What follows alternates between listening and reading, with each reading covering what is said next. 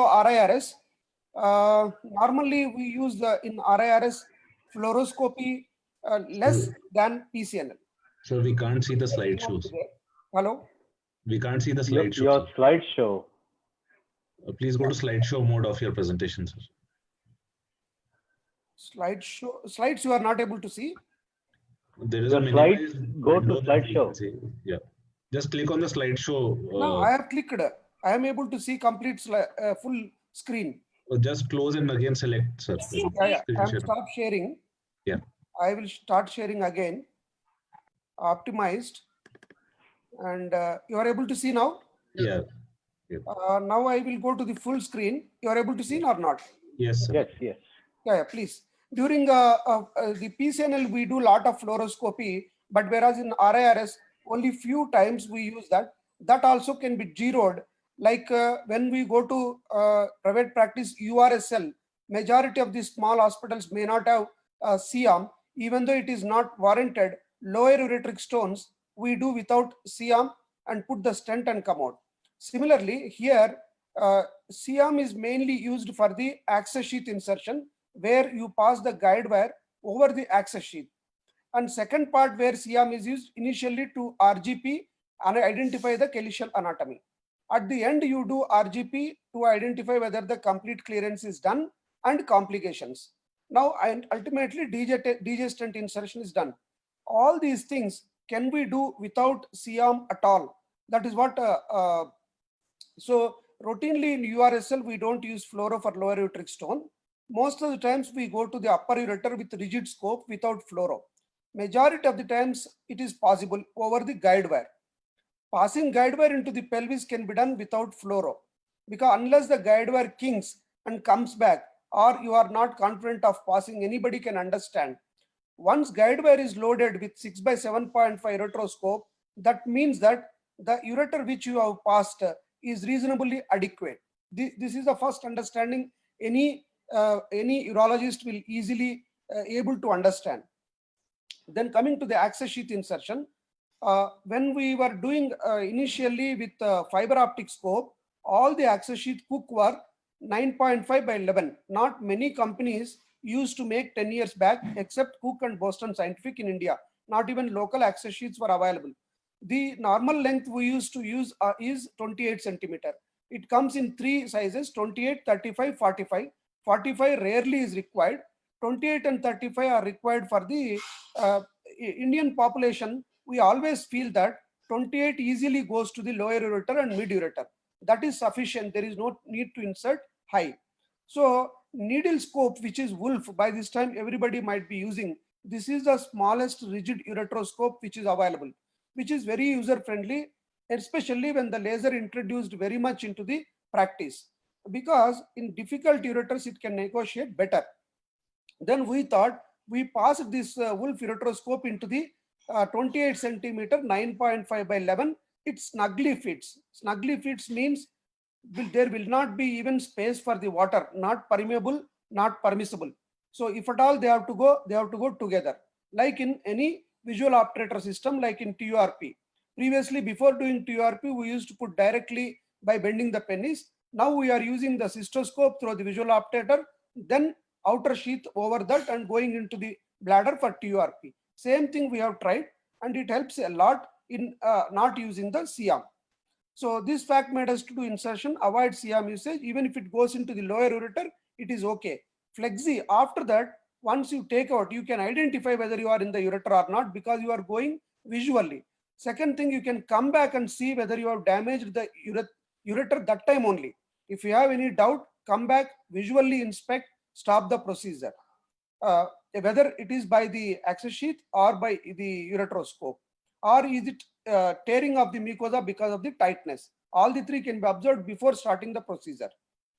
Once you go into the kidney, what happens most of the times, we do plain CT scan. That's why you know one stone is there or two stones are there. You clearly know where you are.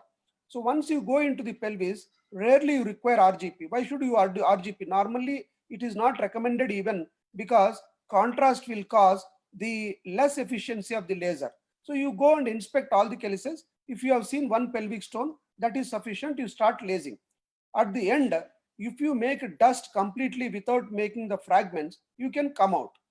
And how to put the DJ stent without SIAM, I wanted to share. This is my primary concept of the innovation.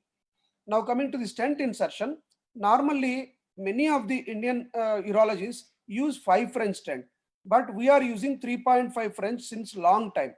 3.5 French stent is very small. It comes in 26 centimeters and 16 centimeters. Even in laparoscopy, ureteric reimplantations, URSL, any surgery related to ureter, we are using this only. The major advantage is that it goes easily into the ureter without any problem. It won't, for example, if you are inserting the stent through nephroscope, through cystoscope, it may kink at the ureteric orifice, it may not kink, it may kink at the mid ureter. Then you have to take the ureteric catheter, then guide wire, then pusher, everything are required along with the CM. But if you insert through the 6 by 7.5 Wolf ureteroscope, this 3.5 French stent goes like guide wire. So if you can go with ureteroscope into the upper ureter, just push it, it will go into pelvis because already you have done the surgery. You know that the flexible scope has gone in. So with that, 3 points. Number one is needle scope ureteroscope, which is commonly used now, which snugly fits into the access sheath. Number two is rigid ureteroscope 6 by 8.5, which is the commonest ureteroscope used nowadays, where 3.5 French stent goes easily.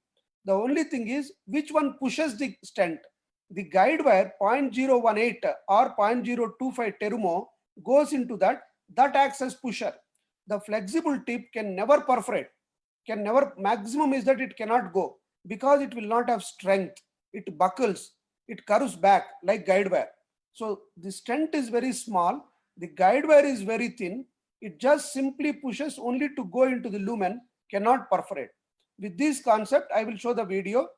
The limitations are, before showing the video, only Wolf needle scope can go into 28 centimeters, so your fixed settings make it less. But for us, practical purposes, whenever we are using fiber optic scope, we always use this method for last 10 years unless there is some stricture. Only 6 by, if you have put stent already, take it for granted. In all cases, you can do it because once the stent has gone means you need not look into the ureter for this small sheath. Only 6 by 7.5 Wolf admits 3.5 French. Same Olympus, same Starge will not pass this 3.5 French. If you try to pass, it will stuck in between. It is a problem. So the largest channel is the same size scope. Wolf has largest channel because it is little round, not oval. Any upper ureteric stone or stricture obstructing the guide wire, you have to do RGP. You can't say that I will just go blindly with ureteroscope. Sometimes ureteroscope may not be able to go there. Multiple stones in the kidney, if you want to be sure whether you have done or not, you better to do a single shot RGP. So generally 90% of the cases, we don't use the CM, even CM may not be switched on. Now, the other advantages is, for example, if you have a high bladder neck, you are doing on a more than 60 years old male patient, you cannot pass the access sheath, it buckles. What will you do then? Then you cannot proceed. It's like puncture without access sheath or without the flexible scope not going. If in fact, if you pass the flexible scope in a high bladder neck, it causes immediate dots. That causes severe flexion at the tip. So in that case, you thread over this, go inside the bladder. Even it helps in draining of the bladder. Any urological procedure, a bladder should be empty, so you can drain the bladder also. So these are the advantages of visual obturator method. Now you see here, this is a normal ureteroscope 6 by 7.5, and this is the needle scope where it snugly fits. First guide wire goes, then ureteroscope goes, and then see now I am passing, the guide wire goes. You are very clear. Now your scope is going. Along with it, your access sheath goes. Now you have already gone into the kidney. Majority of the times with small scope, you can go into the upper calyx also. Now with this, once you have done this, see now this is a guide wire, and the uretros, see that snugly fits. So there is no need for CM at all, unless you want to use a larger sheath. Even for larger sheath, I am telling you, 6 by 7.5 snugly fits. This is 4 by 6.5. Now you have gone inside. You are going on the 2 guide wires, very safe. One guide wire need not be completely passed. Now you have passed the access sheath automatically. Sometimes you need not push. It just goes with the scope. And you can come back and see, now the flexible scope is going. When flexible scope is going, you know that you can see whether the kink is there, whether I can pass it or not. If you cannot pass in 5 to 10% of the cases, then you think what is the problem. Now you see a small baby here. When you wanted to use under vision in the urethra, because in small babies, penile urethra is very, very dangerous. So there also, are you able to see that? Is it? No, we cannot see the video, sir. We can see half of the video and half of the. Yeah, I don't know how it comes. I will just do that. Yeah. Now it is IVP. It's a horseshoe kidney, large volume kidney, or approximate large volume stone. 2 cents. It is a small penis. In this, you wanted to use the access sheath with the even see that's the way it goes everywhere. Then you are going inside the ureter, and then is a small baby ureter. You see how I am pressing like any other person presses the ureteroscope. It is already in there. Now this is the access sheath. Now you pass the flexible scope and then do the procedure. Now coming to this is the water, how it comes. Coming to the DJ stent insertion, you see this double J stent, 3.5 Frenches. Endovasio only makes this, and most of the stones comes by the side of the stent. This is the way how it is threaded. Even with guide wire in situ, see the curve is same. It cannot straighten it. And you pass into the ureter, then only it becomes straight. Now this is the last video, I am finishing. And now it goes easily in 6 by 7.5 Wolf ureteroscope. The guide wire acts as the pusher. Now I am going into the ureter.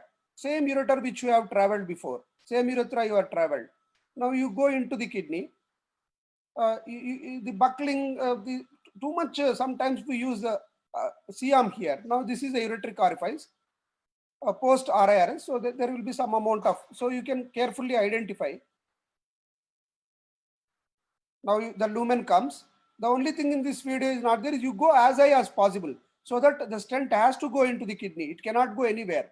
Now in the lower ureter only I am keeping, just passing like that. You pass till the guide wire is seen.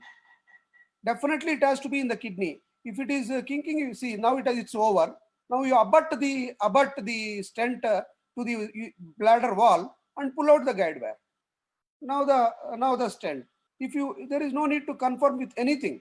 Just come out like this. You know there is no need to confirm. This is only put only to confirm. So. Thank you, Dr. Chandra. We are a little short of time. This is the buckling of the sheath in the urethra. See, this is the way it buckles in the bulbomembranous urethra, can cause damage. In that case, you can use the ureteroscope and access sheath and come out. This is the eye bladder neck, where you see very high bladder neck like this. In the old people, when you plan for RIRS, you cannot do that. In this eye neck, you can use the access sheath.